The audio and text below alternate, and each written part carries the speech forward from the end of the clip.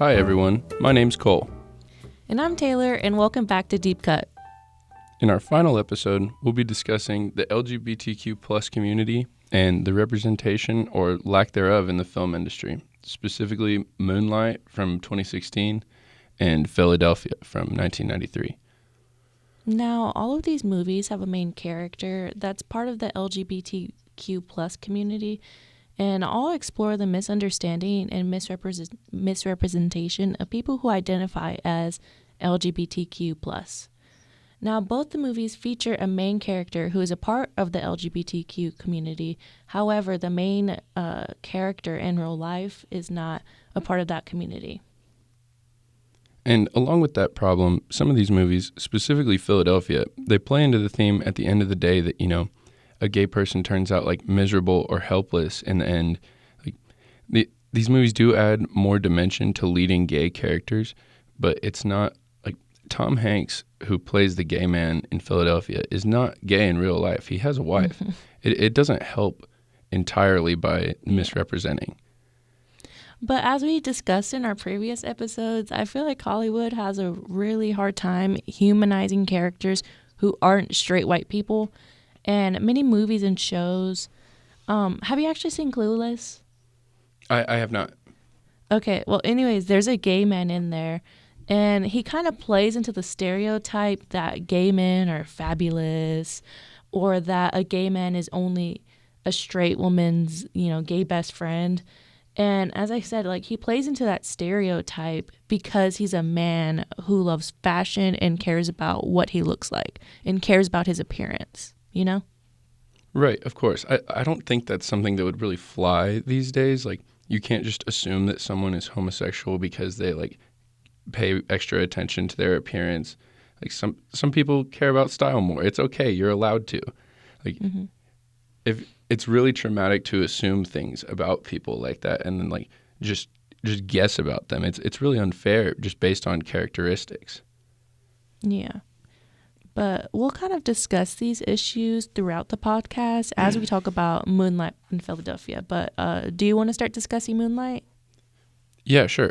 So Moonlight was released in 2016, and it was directed by Barry Jenkins. I love this movie. It was really good.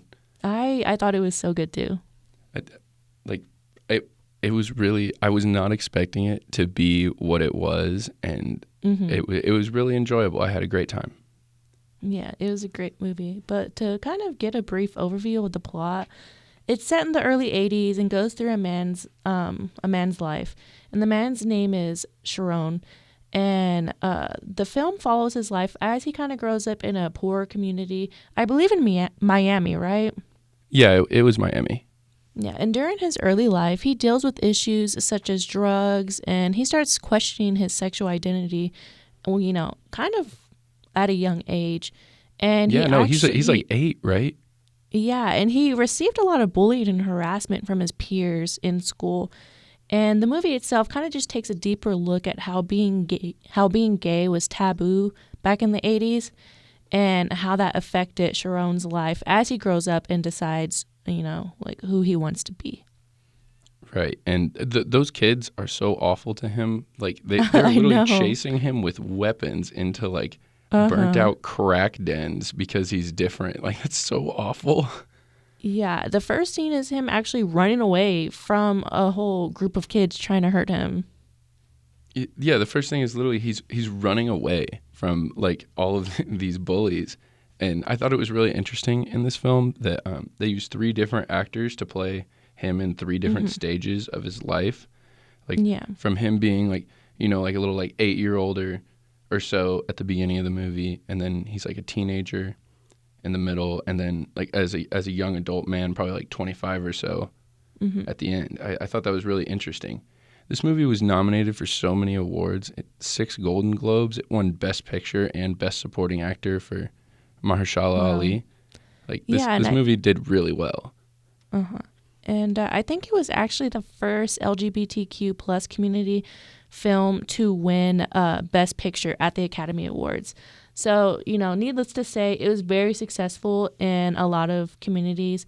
But I'm glad it won all of these awards because I think it was pretty good representation for the Black community.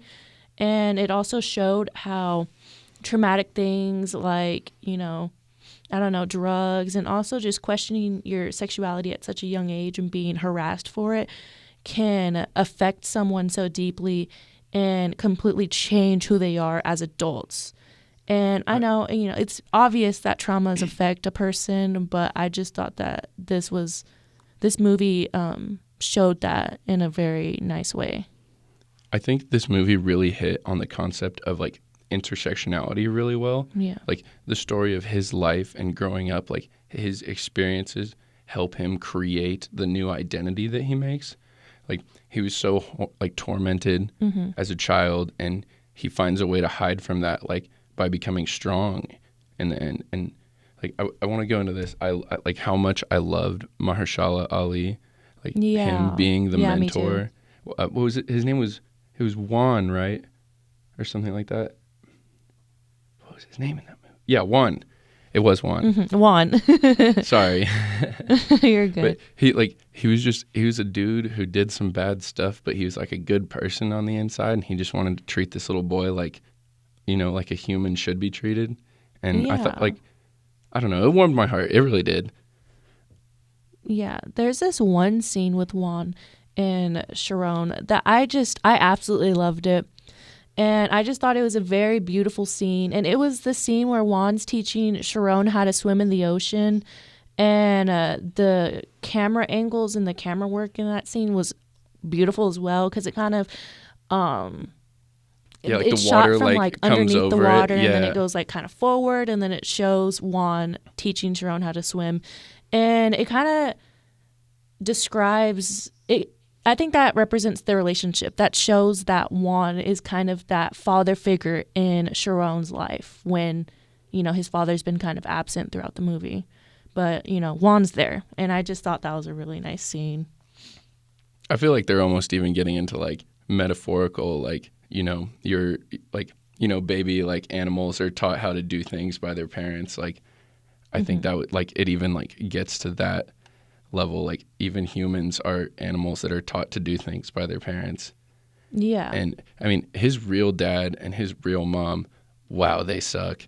Like his dad is like gone, shows up to do crack and get drunk with his mom. I know. And so he has like zero home life at all. So getting that positive interaction and like attention and like seeing a real male leader that isn't just a piece of crap, it means a ton to a little boy that age, I promise. Sorry, just a sec. All right.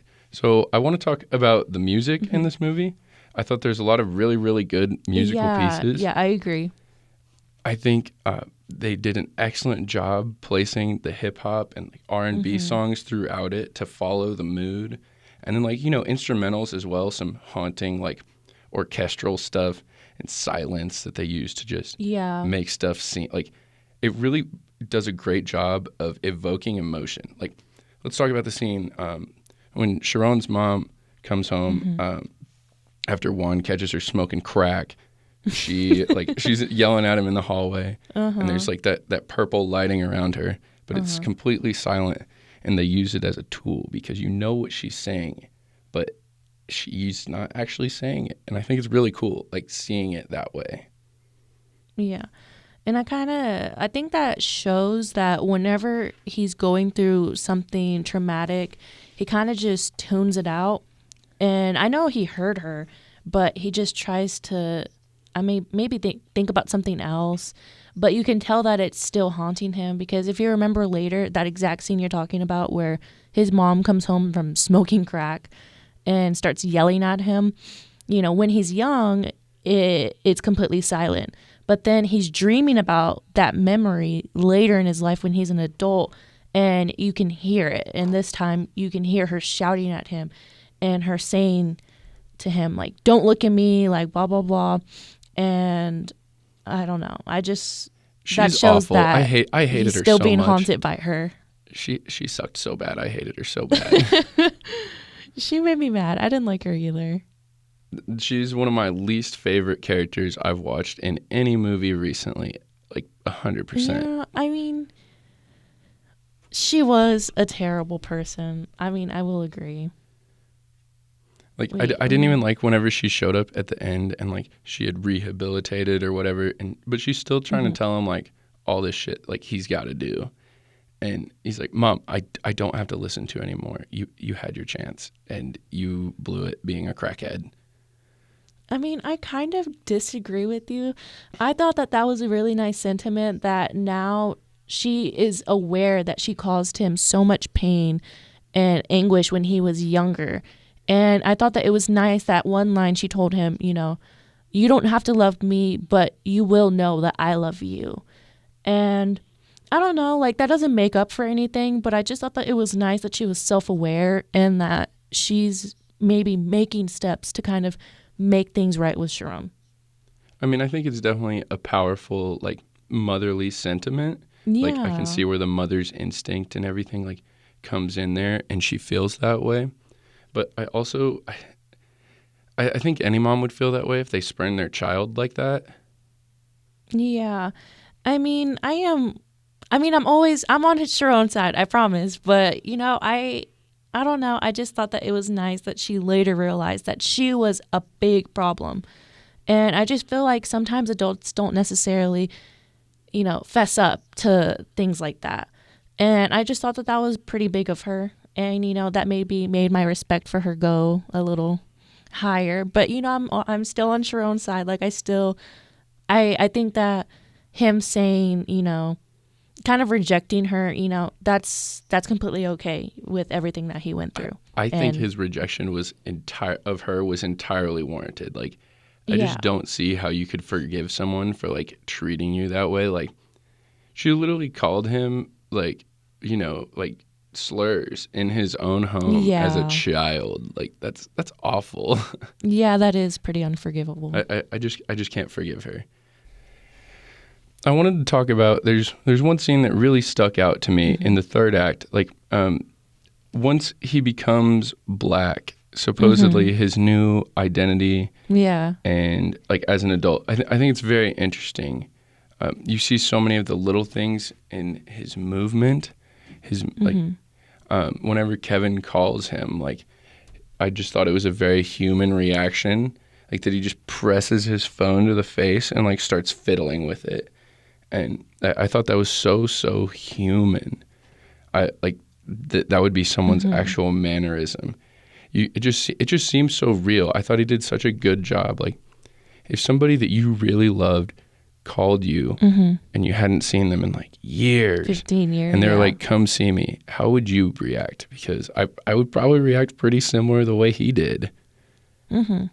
I thought it was just crazy, like trying to come to terms with himself, and it's just such a battle for him. But it's very cool to Yeah. see how much like character development is in this movie because the whole movie is pretty much Sharon character development. Yeah, I also definitely think it's like a coming of age movie, like 100%. And kind of as we stated earlier, for like more context, the movie split into three different parts. And again, one part is when he's a child, one part is when he's a teen, and then another part is when he's kind of a mid 30s, but an adult. Yeah, he's But a grown man. the movie is really well organized, even though it's spanning over like 20 or 30 years. And the storytelling is pretty straightforward. I feel like the movie is very metaphorical, but it's also pretty straightforward. And I don't know, I might get killed, but I think the characters are only sort of complex. Like I'm I have like a battle over this in my head whether I think they're complex or not. But No, when I I think feel you. I of feel you. complex characters, I think of Queen and Slim. Like those felt like actual people. And I don't know, Sharon's complex in his own way, but I don't know if he's that three-dimensional. I don't know. What do you think? I mean, Again, I feel like I I'm think going to get he's I killed think for he's that. fairly three-dimensional. I don't like Okay. very few other people in the movie get like the full three-dimensional treatment. Uh-huh. I think he's the only like it is about him, but I think he's the only one that gets like everything right, like Mhm. or like most of the attention. Like his struggle and his experience feels really three-dimensional. Like he doesn't get like the attention he needs from his mother. He's bullied at school because he's different. It's a lot of formative like events in his childhood. Yeah. And then he like whenever he meets Juan for the second time, and he asks him what the F word, like the slur for gay people, and he says, "Don't ever let anybody call you that." Yeah. It's a really sad scene, but it just explains it so well. It really was.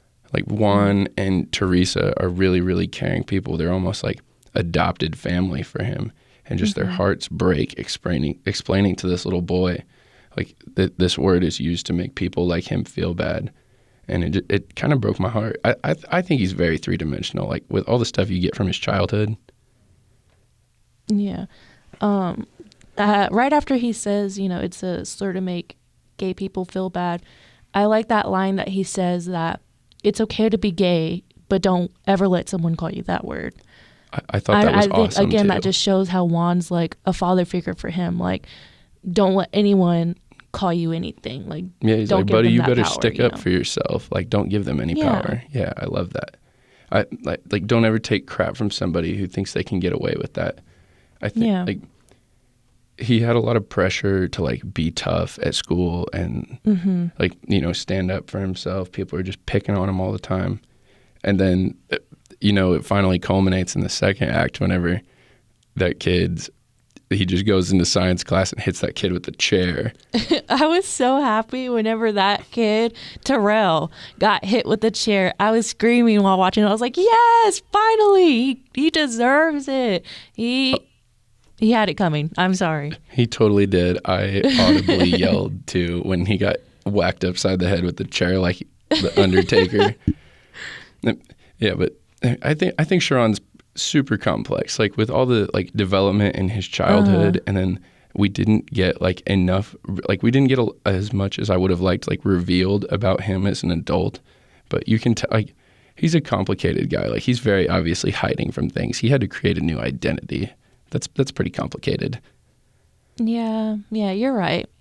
I agree. He moved to another state and became a different person pretty much. Yeah. It's pretty complex. Yeah, this was I agree. I see your side of things now, but this movie overall is a good movie, and I think it got all the deserved recognition, and I think it's because it allowed people to resonate with it due to the many struggles Sharon went through. And the film explores the idea of homophobia in the 80s as well as in the Black community. And you see like hazing in the film and peer pressure and pressure from his community to be a specific type of person. Like whenever Kevin tells him basically to just, conform to the other kids because he's going to get picked on if he doesn't. Yeah, even like later there's more peer pressure. Like whenever the kid with the dreads tells Kevin to hit his name Sharon. is Terrell. Yeah, Terrell's. I'm sorry. He tells Kevin, like he seems kind of like, he's trying to convince Kevin to do stuff, and like, it's a peer pressure thing because Kevin's like a cool kid, like he wants to be like kind of one of the bad, like the bad cool kids, like they make you feel away. It's pressure. Like I think Terrell is a bigger symbol than just like one jerk kid at school. Yeah. I think he's super representative of like attitudes in the community at the time. I think that's a really big thing. I think he made a really interesting decision to make him go through all of these like traumas, like the bullying, the drugs at home, the absent father. That's a ton of stuff to make a character deal with like really early in a movie. Especially at the age he's like 8 years old, he's like, why am I weird? And it's just because he's different and he's questioning his identity. Like, just one of those issues is bad enough to like have some person like just freaking out, teetering on the edge, and he's got all of them. Yeah, that's a lot in real life. And like you said, sometimes people have to deal with like one thing at a time. Like maybe they have to deal with drugs or, harassment or harassment due to, their sexual identity. But he has to deal with all of that wrapped into one. But I kind of feel like the downside to all of the traumas that Sharon deals with, I think that kind of could make a person assume that someone who's a part of the LGBTQ plus community goes through all these sorts of traumas in their life. And Right, I it just think that that's a perpetuates, like, misunderstanding their of people in the suffering. community due to Hollywood. And I think that could be inaccurate because I don't think that every person in the community has these horrible, horrible traumas. Although many of them do, I just think that, it would be okay to maybe make their traumas, not so horrible. Maybe Yeah, they I can don't have think some this happy is, like, experiences as well. this movie is not like an encompassing experience Yeah. for all like young gay black men, but it is a really Yeah. really interesting story to see play out on the screen. Like, I wanted to bring up one more thing. I love when he gets into the third act and he finally gets to see Kevin for the first time since Kevin punched him in the face 10 years prior, and like he still has feelings for Kevin after, like, he still had feelings for Kevin whenever he got punched in the face because it wasn't so long after their like sexual encounter together. But it's a really, really interesting like dynamic because they're just talking so Yeah, much at the it end is. of this, or nearing the end of the movie. And Kevin's like the waiter or cook at the restaurant, so he's like bouncing around the tables, and Sharon is sitting there just eating at his table. And like I think it's really cool to see him like in the workflow, like go in and out of the conversation with Sharon. Like he's cleaning up dishes and like, getting tickets, doing his job still. I thought that was really neat. And then like they go through this whole conversation. They drive back to Kevin's house. They're having this huge tense discussion in the kitchen. Yeah. And then the movie just ends. And it just shows them sitting next to each other. And it ends. And it was just such an abrupt ending to a really good story. No, I agree. Whenever I was watching it, I found myself looking at the bottom timestamp and I was like, okay, there's 14 minutes left. Something big's about to happen, but nothing huge happened. Right? But Nothing. But the one good thing, I will say, not the one good thing, but a good thing that happened in those 14 minutes is that they finally talked about their sexual experience with one another. And, they hadn't done that for 20 years. Like, after they that'd been had bottled up their forever. night on the beach, Kevin drove Sharon home and they didn't talk about it. And then the next day, they didn't talk about it. And then whenever they had their phone call, I was like, okay, finally, like, they're going to say something. And they Nope, didn't. still not. And then at the diner, they were just, talking to one another about life. And I totally thought that it was going to go around to, their feelings that they had for one another. I But think it it never made sense did. that they went back to the kid, like that they went back to his house and Yeah. talked about it, though. Like, I understand why it's Yeah, kind of a in the dicier car. subject to bring up in a public place. Yeah, in the car, they didn't even talk about it. And it wasn't until the very end, in Sharon's house, or was it Kevin's house? Kevin's house. It was Kevin's house. And Sharon tells him, he says, no one's ever touched me like you have. You're the only guy who has ever touched me. And I think that it was kind of nice that at the end, the last kind of picture you see is Kevin consoling him. Like, Sharon's head is on his shoulder and he's just Yeah, he's rubbing just him on his laying there arm. on his shoulder. And yeah. I thought that it was, really nice because honestly, Sharon needs, that kind of nice human interaction.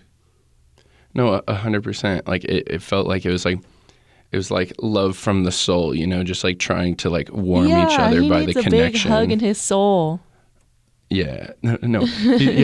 Sharon just wants to feel warm and fuzzy on the inside. I don't think Yeah. it's about much else for him.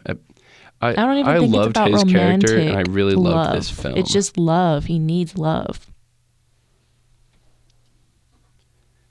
I thought it was really impressive that like being like an all black cast for Yeah. like winning like an Oscars Best Picture, like that's insane, and Best Supporting Actor. that opens Yeah. a ton of doors for other people, like, in situations like this. Like this movie being accepted gave a lot of like more people a shot. And I think it would be better if it had like some actors who are actually members of the LGBTQ plus community to represent Yeah. like, main, like more important characters, or like their like the type of sexuality that's trying to be portrayed, like that they actually do like identify as that. I think it would make it better, but this movie's really, really good. It's like I would recommend it to anybody. Yeah, no, I definitely agree with that. But, this is a good path to start with. But if you want to move on to our next film, Philadelphia, do you want to start discussing that? Yeah, for sure. I'd love to talk about Philadelphia. So Philadelphia was released in 1993, and it was directed by Jonathan Demme. Notable names in this movie are Tom Hanks, Denzel Washington, and Antonio Banderas. That was a good lineup. Yeah, crazy lineup for 1993. But it was incredibly successful at the box office. It won a lot of awards: Academy Award for Best Actor Tom Hanks, Golden Globe for Best Actor, and Best Original Song. Like, dang, original song too. But this movie is really, really important and really eye-opening for the time. I actually talked with my mom about this because Really? the movie came out in 1993. And she said, I didn't know anything about this because I'm from Central Illinois. Like, straight white ladies in the early 90s didn't really know a lot about it. So this movie really opened a lot of eyes for people. Like everybody used to think that like AIDS is a plague upon like gay Yeah. people. It's gay cancer. But this movie changed a ton of minds about it. Like a ton. And the film follows the story of one man who was recently fired from his law firm. Although he was a very successful lawyer, I think he was about to become a managing partner. And, Yeah, he was. Yeah, and when out of nowhere they fire him, and he thinks it's due to him having AIDS and being gay. And so, in this film, it just really goes into the topics we were talking about, such as bigotry and homophobia. And yeah, that's it. Yeah, no, Bigotry those and topics are homophobia. extremely prevalent in these films. But Andrew, Tom Hanks' character, gets fired by this job at this like one of the most successful law firms in the whole city, and he thinks he got fired because they found out he's a gay man who has AIDS, and he sues them. Like, he was wrongfully terminated because he was a great lawyer, and it's pretty unfair to like, it's a condition that he can no longer control. He really was like, his character was awesome. He was a great lawyer in the movie. Yeah, they put him on one of the highest or most important cases that they had, and they still fire him. And they were like, oh, his work in that case was only satisfactory.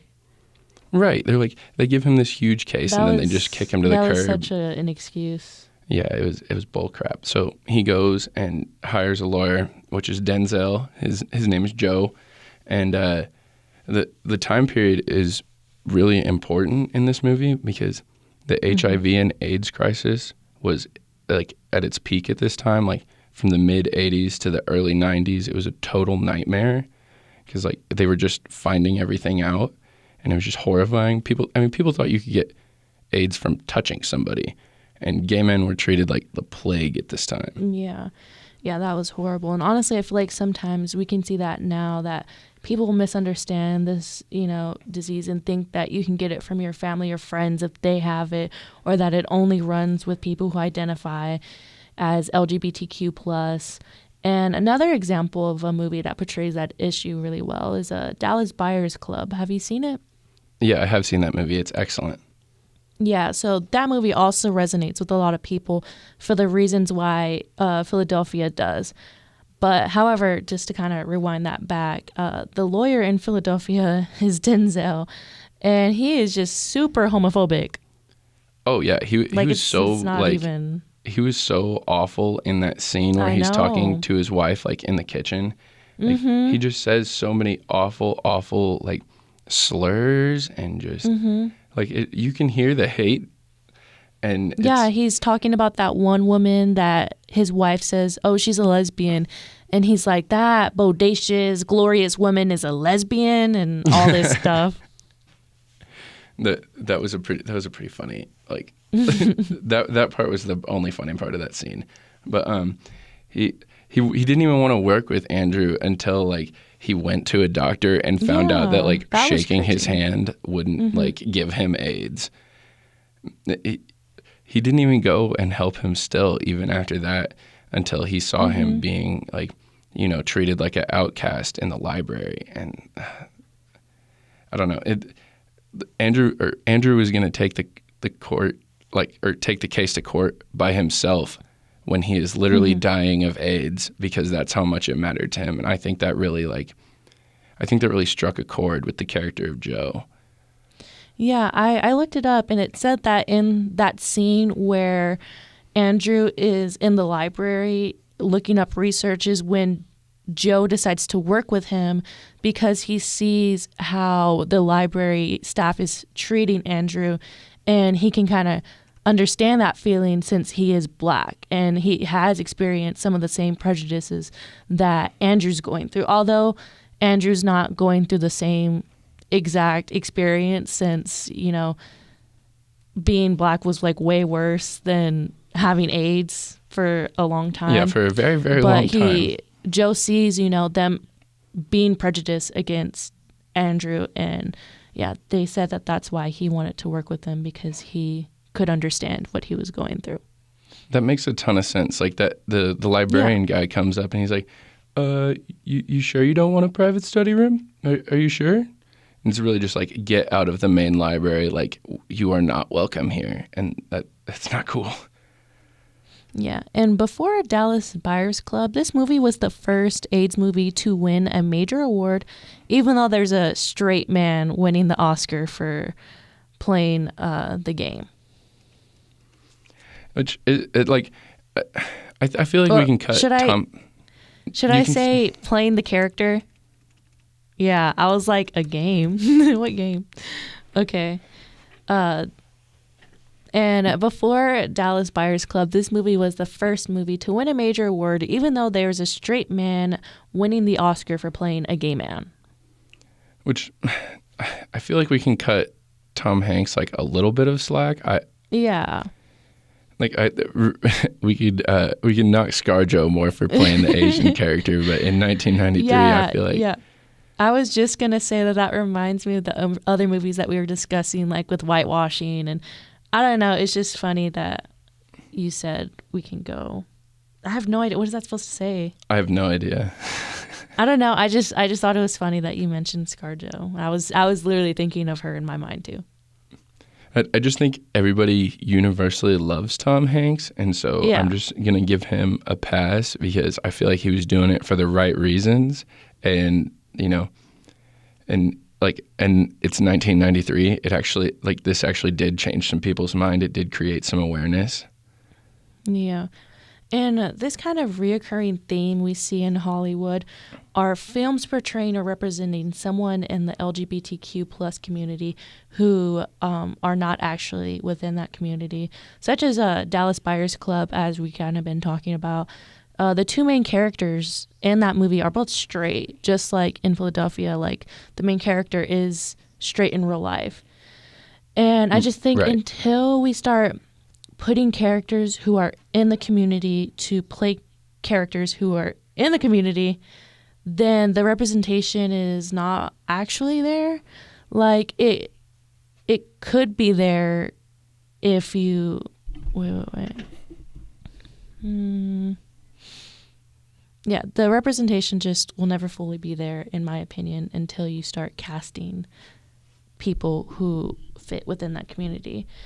And I totally agree with you there. Yeah. I think it would be another step for sure in the representation direction to, you know, actually give roles to people that belong to that community. I feel like a lot of actors have gotten by with like, oh, like, I'm a straight man playing a gay man. Like, look at the prestige. Look at how hard I'm working. Mm-hmm. And it's baloney. But I actually wanted to talk a little bit more about some of the things that happened, like with the AIDS in the movie and the stigma behind it. Like at the very beginning of Philadelphia, like they use the camera to zoom in on Andrew's like hands and his face and show you like where the little lesions and the marks on his face have formed from the disease.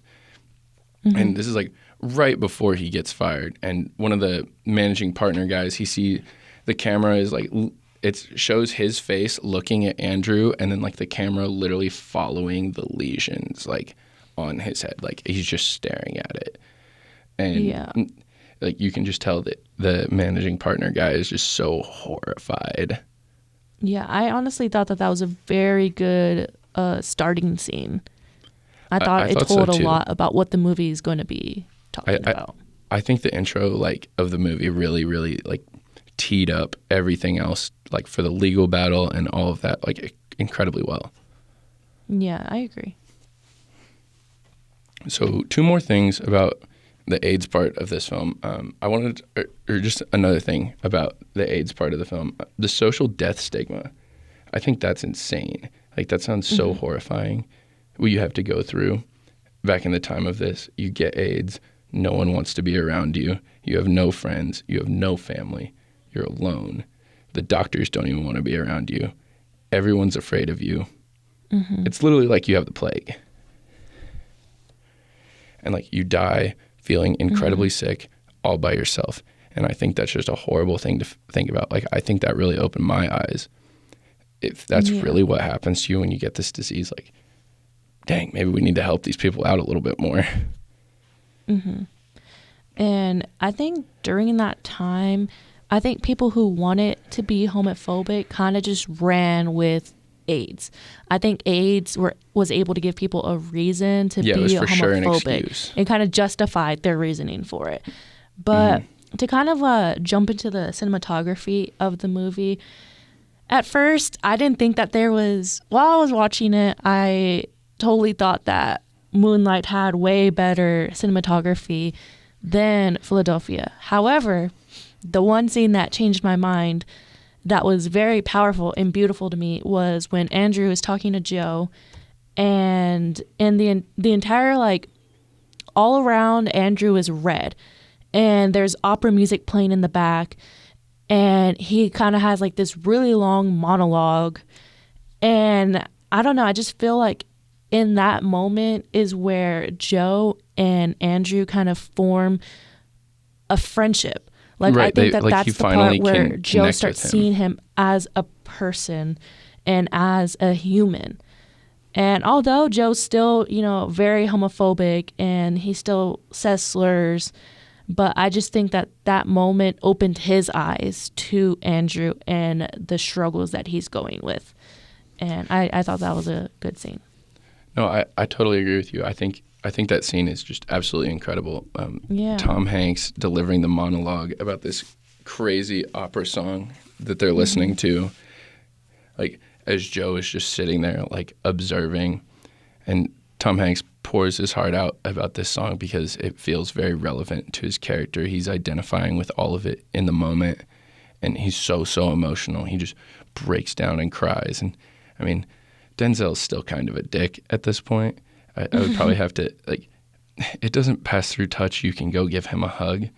But besides that, I also just wanted to talk real quick about how with his family at the end, after they win the case, like, and so Denzel was still kind of a dick. I think you could probably, it doesn't pass through touch. You could go give the guy a hug and like make him feel better whenever he's literally just like dumping tears out of his eyes. But besides that, I also wanted to talk real quick about how the scene with the family at the end, he like they won the case, but Andrew has taken for the worse. He's like his organs are failing, and everyone like is coming up to say goodbye to him, and like I mean he literally fell to the floor in the middle of the case and passed out. So he's in the process of dying. His organs failed in the courtroom. The whole family says goodbye to him in the hospital, and it just seems like everyone accepted that he's dead already. And I thought that was super dark, like a really underratedly dark way to end this movie. No, I agree. Just like, here's the main character. he died before any victory would, like, he knew they won, but no like spoils of victory were seen, like nothing. But I wanted to agree with you on the cinematography. Like, I think that Moonlight is a lot more exceptional than Philadelphia it really in is. this way. But I also feel like Philadelphia was trying to create a easy to digest story because they wanted they wanted to send the message to people like about this more than try to be artsy and like creative with it. They were trying to get a point across. Yeah, I definitely think Moonlight is just, it's an art. It's beautiful. There's so many scenes that are just so beautifully done. And then their use of silence in many parts of the movie. I don't know, just all around, I think that movie was absolutely wonderful. No, And Moonlight is really cool. Like, just all of it hits for me, in my opinion. I totally feel you there. Like, I think a lot of that is Barry Jenkins because he's a total master at capturing the sound and creating like extra beauty in like a dangerous place. I thought it was really cool, all of their like sound engineering and just setting up different noises and sounds and things that you would actually hear there. Like, it sounded like real life a lot. And then like the music just put such wonderful undertones to it. Like, it was incredible engineering work, really. Yeah. And honestly, the attention to detail was wonderful. If you kind of paid attention to the smaller details, I don't know if you noticed, but whenever Sharon and Kevin were leaving the diner, first of all, I thought that it was very ironic that Sharon was giving Kevin a ride now that they're adults, because if you remember, after they had their sexual encounter on the beach, Right. Kevin gave Sharon a ride home. Right. And so I thought it was ironic and like kind of a change of roles. And then also, whenever they're driving off, you see Sharon's license plate is black. And that's the nickname that Kevin gave him. And I don't know if that's just because the identity he assumes is now, or the identity he goes by is now like black, or if it's because he was thinking about Kevin. I don't know. Just I thought that the small attention to details was very nice in this movie. Yeah, I think they totally did do a really great job of like attention to detail. Isn't like that the license plate on the back said Black 305, like Yeah. his nickname from Kevin. It's from Miami. Like, I think that resonated really big with him because it's so much later and he never got over that. Yeah. Wait. Oh, and okay. But also, if you kind of paid attention to their interactions, Kevin has always been so nice to Sharon. Like, even in the beginning when they're children and Sharon leaves like the little game that him and all those little boys are playing, and Kevin, gets out the game and he starts running after Sharon, and he asks him why he left, and Sharon is a pretty silent person, and so he doesn't answer, but then Kevin, says, they are boring. I understand it. And then he asks him why he lets them pick on him, and he kind of just gives him the advice to try to fit in with everyone else by acting like everyone else. And I don't know, I feel like Kevin's always been pretty sweet to Sharon, except when he punched Sharon in the face. Yeah, the peer pressure that was punch he was being not a so jerk. nice. Yeah, I don't know. And then like he got that girl pregnant, and I just feel like Sharon's life is heavily influenced by Kevin, and Kevin was really, really important to the story for somebody that you didn't get as much dimension of. It's like, oh, Kevin, like, he knocked up this girl and he went to jail for a little while and he's Sharon's friend, and you just don't get enough Kevin. Like, most of his character is that he's like Sharon's friend. Sharon gets way more development, and I wish there was a little more Kevin development because I didn't feel like we knew enough about Kevin. Okay, I completely agree with you. I wish that there was more backstory on Kevin. Okay, here, let me tell you why. So when they, had their little experience on the beach, I was like, this does not seem like it's Kevin's first rodeo. Like, he has done this before. This is not his first time. And then I started wondering, okay, has Kevin always known that he's gay? Has he always known that he's gay? Is that why he told Sharon whenever they were younger to just try to fit in, because that's what he was doing? And then I'm wondering, okay, if he is really gay and always known that he's gay, who else has he been with? And then I just started wondering if it was Terrell, maybe the big bully throughout the first two right, scenes. because he shows because up. Terrell, Yeah. I feel like people who are that homophobic are kind of just deflecting from themselves sometimes, because they're gay as well, and they're just so angry at themselves that they're taking it out on other people. And I definitely thought the same thing. I just wish that there was more backstory on Kevin, because I had so many questions.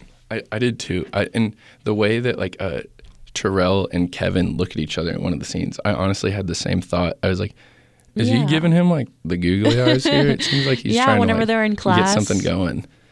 Yeah. No, I thought the same thing. You know, like I said, I wish there was more backstory on Kevin, because it would have just made a little bit more sense to me, and it would have made things more clear, for my understanding. I definitely think they could have pieced a couple more things together for the audience that could have improved the overall quality. Just like, give me a little more Kevin stuff, like just a little more closure on some things. It left a lot of stuff like, just like you get to guess what happened there. Yeah. But after I finished it the first time around, after I knew that, you know, Kevin, I wouldn't say has always been in love with Sharon, but it kind of seems like it, because he calls Sharon out of nowhere and he says, you know, a song reminded me of you. And I'm just thinking, if a little song can remind you of someone from that long ago, like, you have to have had deep feelings for them. And so I kind of rewatched it, and I was looking at him and Sharon's interactions. And again, I'll talk back to their interaction as a kid. So whenever Sharon's walking away from that group of kids, as I said, Kevin runs over to him. And the first time I didn't think anything of it. You know, I did think that it was nice, but Kevin's bleeding, and so Sharon kind of, you know, picks up his face and is holding it. And Kevin, it was kind of like an abnormal amount of time to hold on to someone's face. And it kind of seemed romantic my second time watching it through, knowing the context of later. And I just, in that moment, I thought maybe Kevin did know he was gay at that time, because he was being awfully sweet to Sharon. And it just kind of, I don't know. I mean, not sealed the deal for me, but it convinced me more that he's kind of always known that he was gay. I mean, I totally see where you're coming from. I honestly had like a distinct thought in my head that possibly the character of Kevin was bisexual, like that he just goes both ways.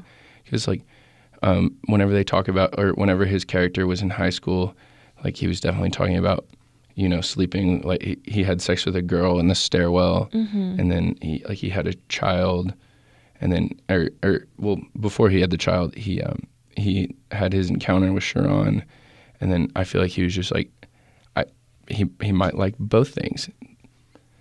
Yeah. I mean, that's definitely a possibility, but for me, I'm telling you, I'm just so convinced that he's gay and he's not bisexual. I think that he's gay because he's just so good at pretending to be what everyone else is and pretending to fit in.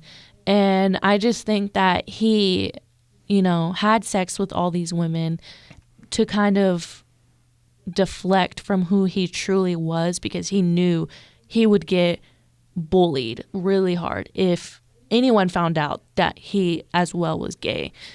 And I mean, I can see that's that, just why I think that he's just completely gay. I don't think that he's bisexual. I think there's also, you know, there's women and men who are gay or lesbian, but they have like children from previous marriages or whatnot, because it was just so internalized that they were like, I'm straight, and they were like just very scared of being other.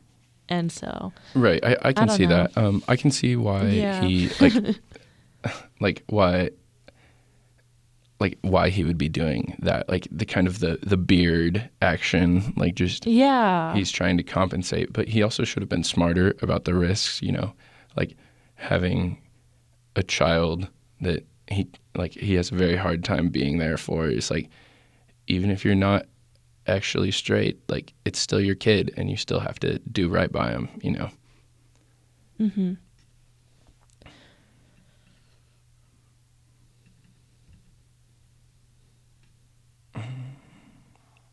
I kind of said that next line already. Okay. Should I kind of? I'll just start like right where I'm there. Yeah. I'll just skip that first like sentence or two. Okay. I just think that there needs to be more stories about the people in the LGBTQ community, and not just stories Yeah. about something really traumatizing like Philadelphia. Because I mean, Yeah. Philadelphia is meant to tell that story and get the message out there, which makes it acceptable for what it is. But it's a long time past that, and stories need to become a lot more three-dimensional, like Moonlight. Like Moonlight is about, like it's about his experience or like and of this preference, and it's really important. I think that like they have to include the stories of people in the community and not just show their challenges. Like you have to show their full lives. They're not that different. Like there are plenty of gay people in the world with happy, not so traumatizing lives. Like can we see some of like, just people living all right? Can we have people thriving and not suffering? Yeah. No, I agree. I think it is very important to tell the stories of LGBTQ plus community, just living happy, full lives, because that although they do have a lot of struggles and everyone has their own traumas and things that they have to deal with. They're also happy though. Everyone's happy. Everyone can be extremely happy, and I just think that we need to see more movies about them just being happy, just living their lives, whatever, adopting a dog or something. I don't know, things like normal people do, or not normal people, but like regularly shown like perceived TV normal family, is. like Because what the American kind of family like what unit. we said in our other episode, you can make a movie about a dog's journey, and that will be like a box office hit. But for gay people, it always has to be like something traumatizing. Yeah, it has to be something horrible happened to them. Yeah, it could be something normal happening to them. Like both of these movies were like, I mean, Moonlight less so, but this was kind of like they're trauma stories. Like it's about the terrible stuff that these people had to go through because of who they are. Yeah, but I agree with that. All right. So I want to thank all of our sources. This has been our third and final episode of Deep Cut for now. We hope you all enjoyed the series. Have a great day, everybody, and see you later. All right, bye.